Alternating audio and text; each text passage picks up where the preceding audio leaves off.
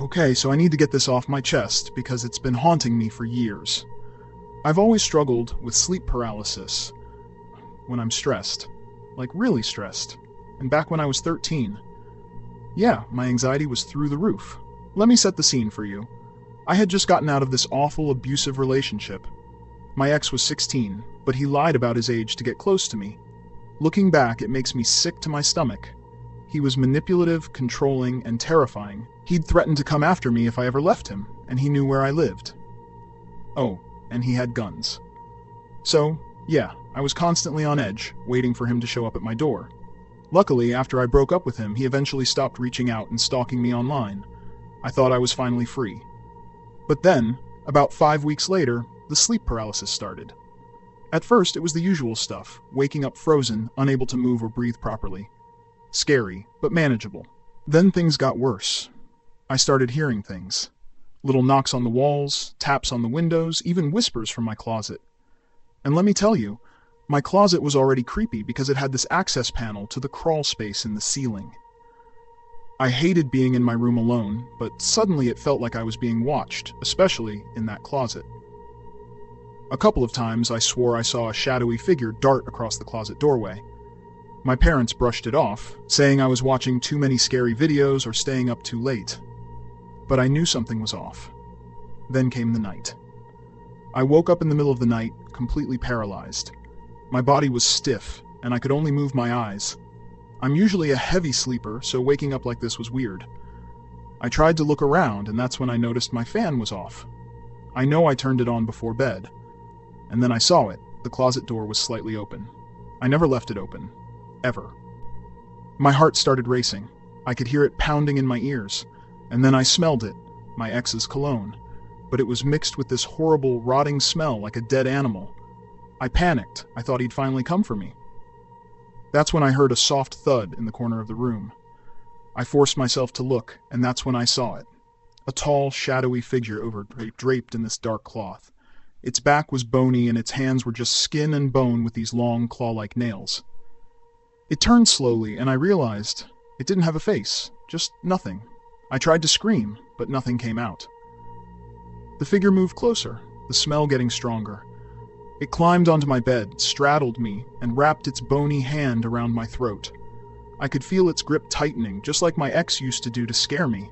It leaned in and started speaking in this low, guttural voice that sounded almost like English, but wasn't. The room got freezing cold. I could see my breath. I thought I was going to die. But then, just as suddenly as it appeared, the creature stood up, walked into my closet, and shut the door. I bolted upright, gasping for air. It was 2:45 a.m. I ran to my parents' room, sobbing and shaking. My dad was pissed at first, but when he saw the red marks on my neck, he got serious. He grabbed his gun and searched my room, but the closet was empty. The fan was on, and there was no sign of an intruder. But then he smelled it. The same foul stench I had described. He didn't say much after that, but I could tell he was freaked out. A few days later, he went back into my room and complained about the smell again. He didn't say it out loud, but I knew he believed me. I've never been a believer in the paranormal, but that night, I'm convinced I encountered something demonic. Something that used my ex's cologne and his abusive tactics to terrorize me. I haven't had another sleep paralysis episode since, and I pray I never do. But that night, it wasn't just a dream, it was real, and I'll never forget it.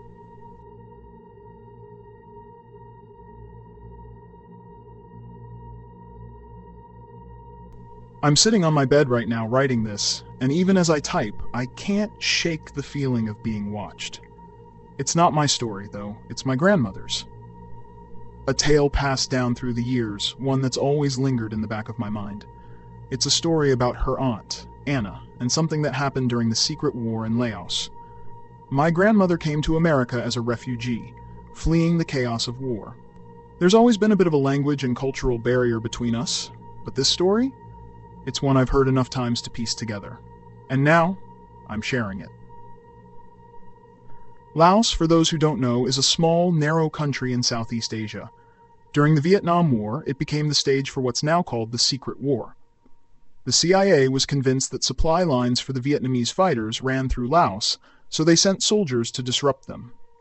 At first, it was just boots on the ground, military units policing villages, searching for weapon caches and supply depots. That's when Anna met him, an American soldier. He'd frequent the outskirts of the village, and over time he and Anna began talking. Their exchanges turned romantic. He learned to speak her language, they shared gifts, held hands, and dreamed of a future together. Anna was smitten. But then, one week, he didn't return. People vanished all the time during the war. It wasn't uncommon to hear gunfire in the distance or see bodies in the trees. Still, Anna held out hope.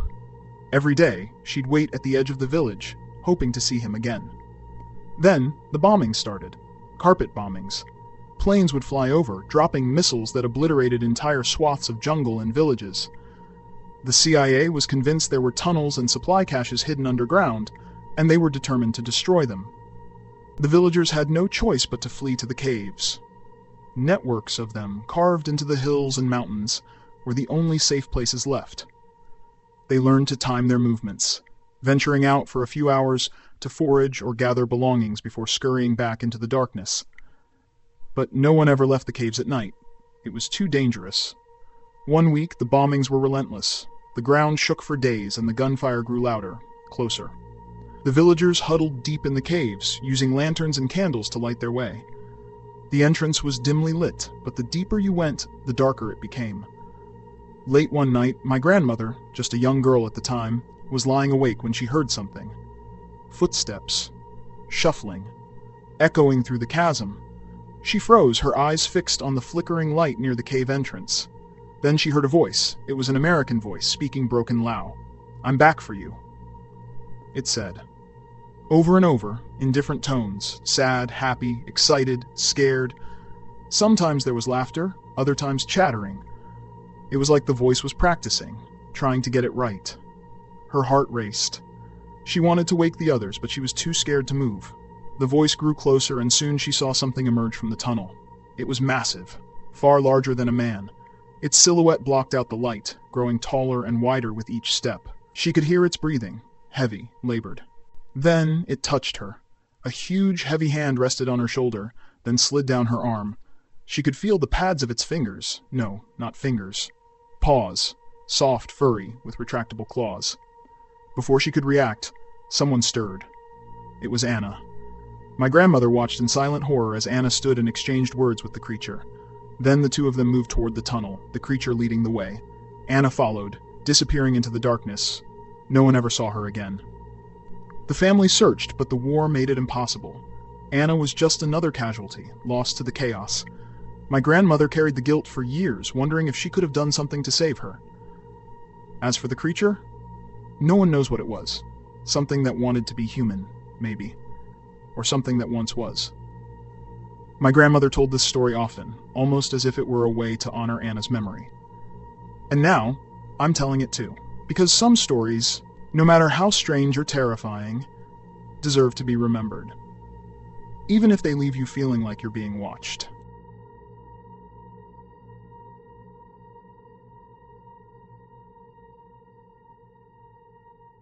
I grew up in a haunted house in the 1990s. Thankfully, nothing truly malevolent ever happened, just a lot of weird, unsettling activity that felt like scare tactics. But there was one incident that shook me to my core. The house was built in 1949, a square colonial-style home on about an acre of property. It was surrounded by tall evergreen trees that obscured it from the road, giving it this isolated, almost eerie vibe. There were 2 gravel driveways leading to newer houses behind ours, and a thin strip of woods with an old stone wall separating us from the neighbor on the left. Beyond that was a large state forest that seemed to stretch forever. The house itself had its creepy spots, but the real focus of the story is the attic. The attic was a walk-up with a full set of stairs that split into 2 finished sections. It had this awful puke green carpet and fake wood paneling that cordoned off the storage areas. At the top of the stairs, there were removable panels on the walls that led to crawl spaces under the sloped roof. These panels weren't just loosely placed, they took some effort to remove.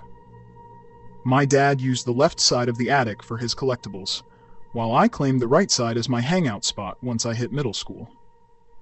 I had a couch, a couple of chairs, a table, and a TV hooked up to my PlayStation. It was like my own little apartment up there. But the attic had a mind of its own. The panels would often pop out of place, sliding down the stairs and crashing into the door at the bottom. It happened so frequently that it became almost routine. Annoying, but not terrifying. Until the day it got violent. I was up there one afternoon, deep into a PS1 gaming session. I paused the game, got up to use the bathroom, and took a few steps toward the stairs. That's when it happened. Both panels on either side of the stairway flew off the wall at the same time, with what I can only describe as explosive force. They collided in midair and crashed to the bottom of the stairs. I froze for a split second, then bolted downstairs, my heart pounding. I didn't go back up for hours. When I say explosive force, I mean it. Those panels flew at least 15 feet and would have seriously hurt someone if they'd been in the way. It was like the Hulk himself had punched them off the walls. And no, it wasn't a draft or bad weather. The house was solid, and this happened on a calm, clear day. There were other times, too. Once, I picked up a panel from the bottom of the stairs, put it snugly back into place, and turned around to walk back to my spot. Before I could take more than a few steps, it flew off again. I just said, "All right, I'm leaving," packed up my stuff, and went downstairs. It wasn't just me, either. My younger brother and a couple of my friends experienced it too. One time, my friend and I locked my brother in the attic during one of the more intense panel incidents. He was screaming to be let out, and honestly, looking back, we were kind of jerks for doing that. The attic door had a lock on the outside, the only door in the house with one. I never thought much about it until recently. When I was younger, I'd hear the panels crashing into the door at odd hours of the night, but it was rare. It wasn't until I started spending a lot of time up there that the activity really picked up. We moved out in 2000, just as I was starting high school. This past summer, I drove by the old house. It looked like it was being gutted or prepped for demolition. Part of me wants to stop by and ask the new owners if they've experienced anything strange. But then again, maybe some things are better left in the past.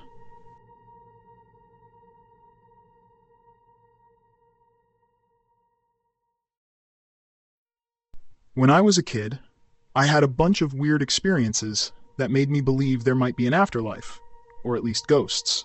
I'm not talking about when I was super young, but throughout my teenage years, little things happened that made me think, okay, maybe there's something out there.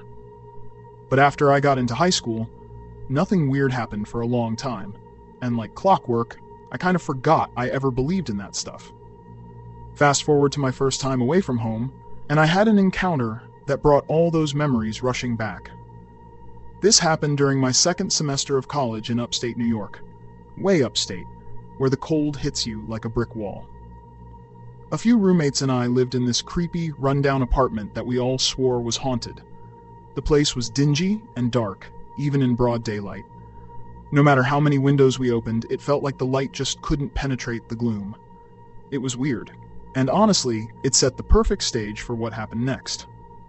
Now, before I go any further, I need to admit something. I totally asked for it. The city I lived in was known for its brutal weather, which kept me indoors most of the time. To pass the hours, I got into ghost stories and urban legends. I spent a lot of time on the weird side of YouTube, watching videos about spirits, hauntings, and how to communicate with them. Just to be clear, I never used a Ouija board. Hell no. But I did start experimenting with calling out to spirits. I'd say things like, if anyone's here, make yourself known. Or if someone's here, I invite you to share my space. I know. Looking back, it was a terrible idea. Around the same time, I'd been introduced to the concept of a succubus, a supernatural entity that interacts with people in their sleep. I didn't think much of it at the time, but it's important for this story. My bedroom had a weird layout. The closet was massive and extended into the exposed attic, which made my room freezing most of the time. I couldn't see into the attic part because of the angle, but I always got this creepy vibe whenever I was near the closet. Oh, and it didn't have a door. So if I sat up in bed, all I'd see across the room was this black, formless void where the closet doorway was. It was unsettling, but I was fascinated by it. To make matters worse, the neighborhood wasn't great. There had been break-ins, so I kept a big hammer on a hook behind my door for protection. If anything ever went down, I could grab it in a flash. All of this sets the stage for what happened on Halloween night. I'd spent most of the evening drinking at a party with friends. At some point, I blacked out, so I wasn't even sure what time it was when I stumbled home. I woke up in my bed, facing the wall, trying to get my bearings. That's when I felt someone spooning me from behind. A girl, her arm wrapped around me, her breath warm on my neck. I heard her yawn, then let out a quiet giggle. She started playing with my hair, twirling it around her fingers, and then she began lightly tracing lines down my ribcage and back with her fingernails. At first, I thought it was hilarious.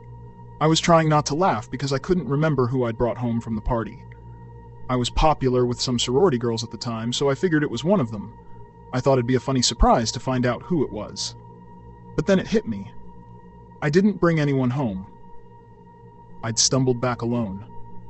Panic set in as I realized I could still feel her, her legs wrapped around mine, her hands on my back, her breath on my neck. And then, in an instant, everything changed. The legs around mine tightened like a python squeezing its prey. Her fingernails dug into my back, and she yanked my hair so hard I thought it was going to rip out. Whatever was in my bed was going ballistic, attacking me like a wild animal. I was paralyzed with fear, too scared to turn around. I didn't know what to do, so I started praying. I begged God to help me. After what felt like an eternity, the pain became unbearable, and I finally sprang out of bed. I grabbed the hammer from behind the door, flicked on the light, and there was no one there. I stood there, hammer in hand, completely freaked out. My heart was pounding, and I was drenched in sweat. I went to the bathroom, splashed some water on my face, and then went back to bed with the lights on. Somehow, I managed to fall back asleep. The next morning, I woke up and convinced myself it had all been a bad dream. That is, until I saw the hammer sitting on my bedside table. From that night on, I never tried to invite anything into my space again. The problem is, some doors don't close that easily once you open them. And that creepy closet? It still didn't have a door.